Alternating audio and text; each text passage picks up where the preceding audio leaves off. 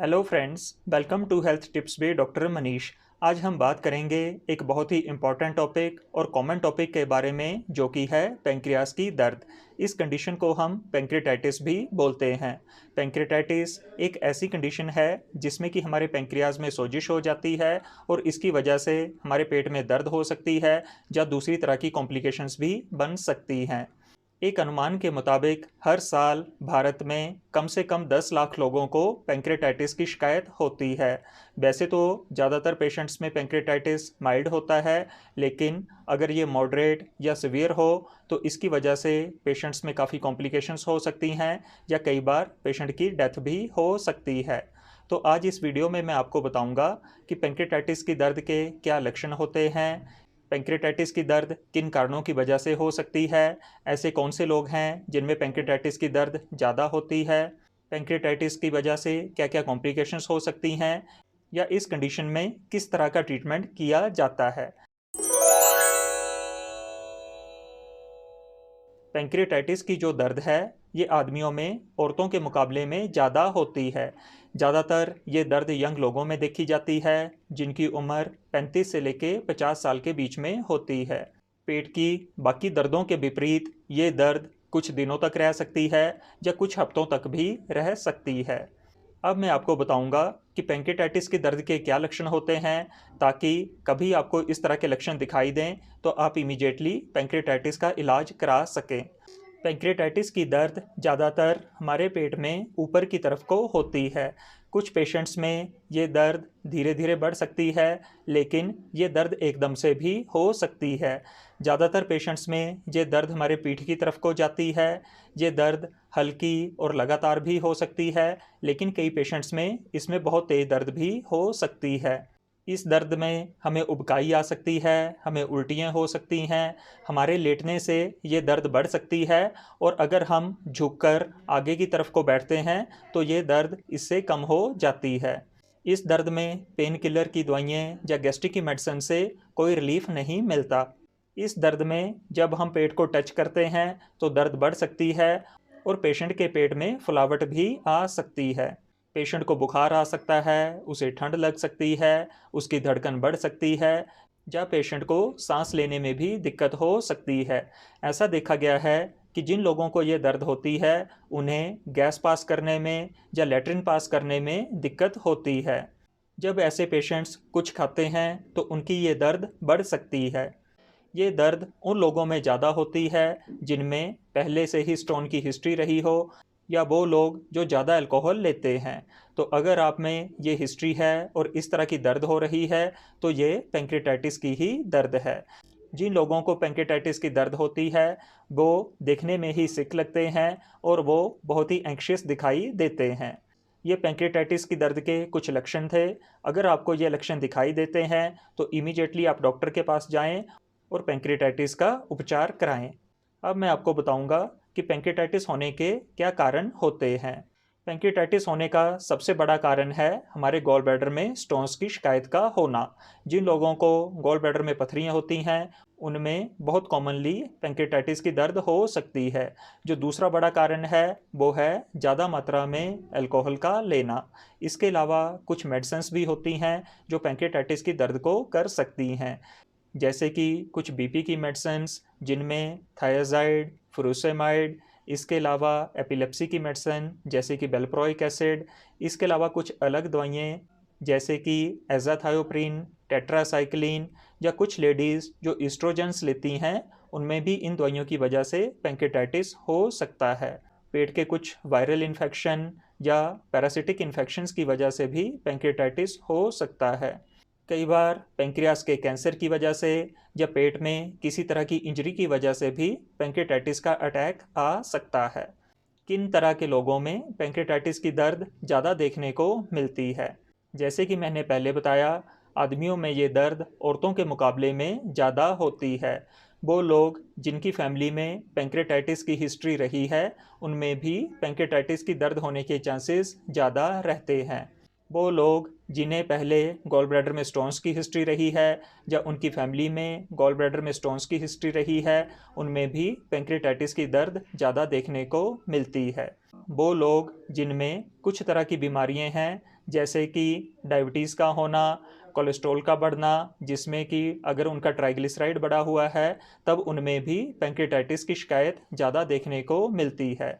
अगर आप में सिस्टिक फाइब्रोसिस नाम की कंडीशन है तो इसकी वजह से भी आप में पैंक्रियाटाइटिस होने के चांसेस ज़्यादा रहते हैं।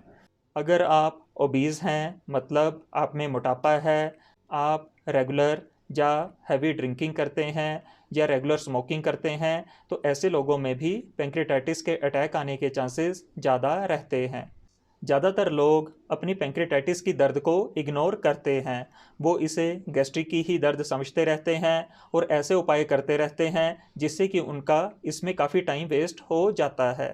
अगर आपके पेट में ऊपर की तरफ को दर्द हो रही है, ये तेज़ दर्द हो रही है, गैस्ट्रिक की मेडिसिन या पेन किलर मेडिसिन से इसमें फ़र्क नहीं पड़ रहा है, आपकी दर्द को 4 घंटे या इससे ज़्यादा हो गए हैं, और अगर आप में गॉल ब्लैडर में स्टोन्स की हिस्ट्री है या अल्कोहल की हिस्ट्री है, तो इस दर्द को आप पैंक्रियाटाइटिस की दर्द मानकर इमीडिएटली डॉक्टर से अपना चेकअप कराएं। जैसे कि हार्ट अटैक में टाइम की बहुत इंपॉर्टेंस है, वैसे ही पैंक्रियास के अटैक में भी टाइमली ट्रीटमेंट बहुत ही ज़रूरी होता है।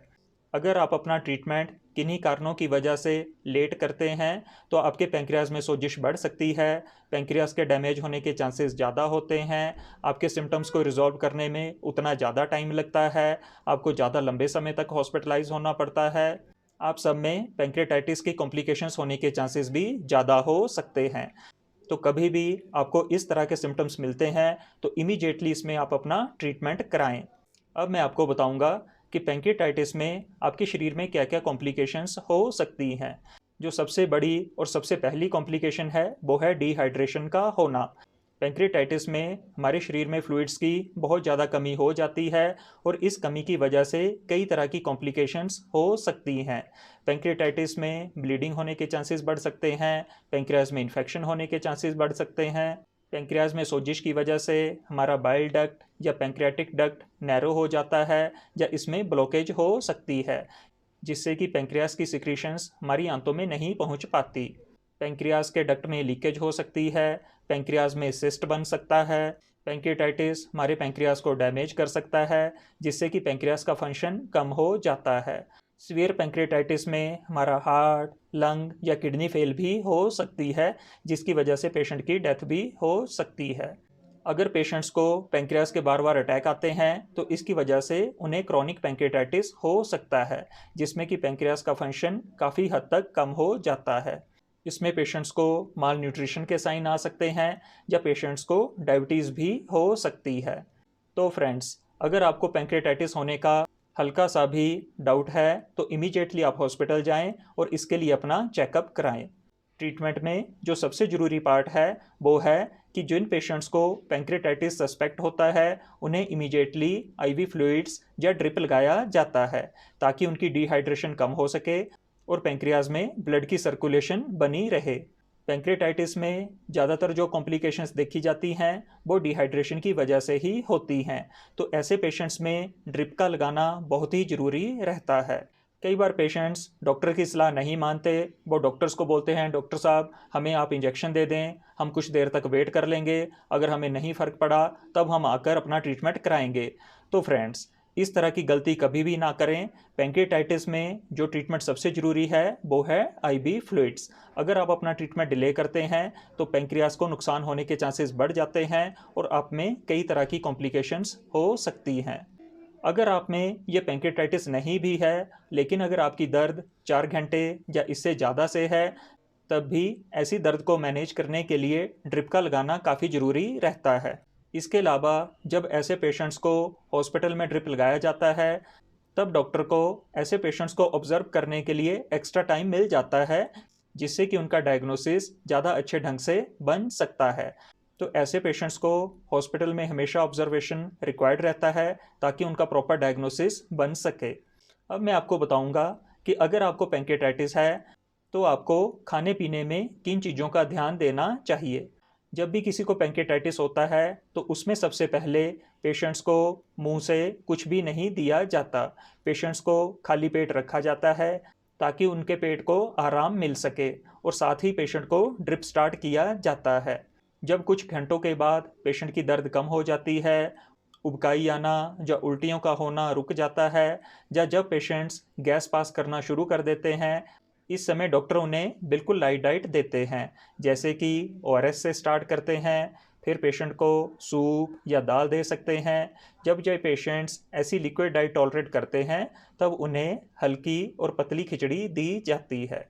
जब पेशेंट्स थोड़ा थोड़ा खाना पचाना शुरू कर देते हैं तो उन्हें स्टार्ची फूड जैसे कि चावल, पास्ता या ब्रेड दी जाती है।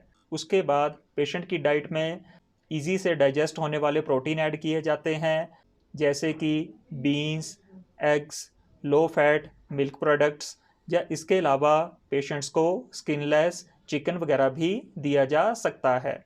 कुछ समय के बाद पेशेंट्स को वेजिटेबल्स या फ्रूट्स भी स्टार्ट कर दिए जाते हैं। पैंक्रेटाइटिस वाले पेशेंट्स को एक दिन में हल्का हल्का 5 से 6 बार तक खाना दिया जाता है ताकि वो इन्हें धीरे धीरे और अच्छे ढंग से पचा सकें। अगर आप पैंक्रेटाइटिस से रिकवर कर रहे हैं तो आपको कौन सी चीज़ें नहीं खानी चाहिए? आपको वो सभी खाने अवॉइड करने चाहिए जिनमें कि वसा या फैट ज़्यादा मात्रा में होता है, जैसे कि रेड मीट, कलेजी, सॉस, अचार, चिप्स, फ्राइज़। आपको butter, pastries, cakes, chocolates, ice cream, इन सब को अवॉइड करना चाहिए। इन सब के अलावा आपको अल्कोहल बिल्कुल बंद करना है और आपको स्मोकिंग भी बिल्कुल भी नहीं करनी है। वो सारे पेशेंट्स जिनमें पैंक्रेटाइटिस की कॉम्प्लिकेशंस नहीं बनती, वो ज़्यादातर 5 से लेके 7 दिन के अंदर रिकवर कर जाते हैं। लेकिन रिकवरी के बाद भी आपको कई चीज़ों का ध्यान रखना होता है ताकि आप में दोबारा से पैंक्रेटाइटिस का अटैक ना हो। जिनको पहले पैंक्रेटाइटिस का अटैक हुआ है उन्हें अपना आगे के बचाव के लिए अल्कोहल बिल्कुल भी नहीं लेना है। ऐसा देखा गया है कि अगर आप पैंक्रेटाइटिस के अटैक के बाद अल्कोहल लेते हैं तो आप में पैंक्रेटाइटिस के अटैक बार बार हो सकते हैं। ऐसे पेशेंट्स जिनको पहले पैंक्रेटाइटिस हुआ है, अगर वो बाद में स्मॉल क्वांटिटी में भी अल्कोहल लेते हैं तब भी उनको पैंक्रेटाइटिस का अटैक हो सकता है। जब ये पैंक्रियास के अटैक बार बार होते हैं तो ऐसे पेशेंट्स में क्रोनिक पैंक्रेटाइटिस बन जाता है, और ऐसे लोगों में अल्कोहल की वजह से पैंक्रियास की कॉम्प्लिकेशंस ज़्यादा होती हैं और ऐसे पेशेंट्स में डेथ होने के चांसेस भी बढ़ जाते हैं। इसी तरह ऐसे लोगों को स्मोकिंग भी बिल्कुल नहीं करनी है। स्मोकिंग की वजह से भी पैंक्रियास के अटैक बार बार हो सकते हैं, इसकी कॉम्प्लिकेशंस ज़्यादा होती हैं और पैंक्रियास में कैंसर होने का खतरा भी बढ़ जाता है। अगर आप में मोटापा है तो आप अपना वेट कम करने की कोशिश करें। अगर आप अपना कुछ किलोग्राम भी वेट कम कर लेते हैं तो आपके पैंक्रियास के फंक्शन इम्प्रूव कर जाते हैं।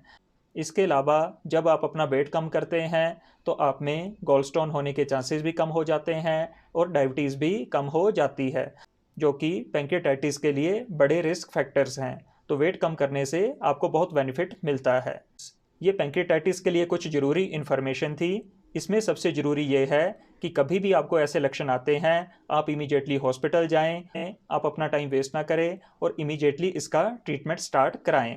तो फ्रेंड्स, अगर ये वीडियो आपको अच्छा लगा तो वीडियो को लाइक करें, चैनल को सब्सक्राइब करें और इस वीडियो को दूसरे लोगों के साथ भी शेयर करें ताकि ज़्यादा से ज़्यादा लोगों को इसका बेनिफिट मिल सके। Thank you very much.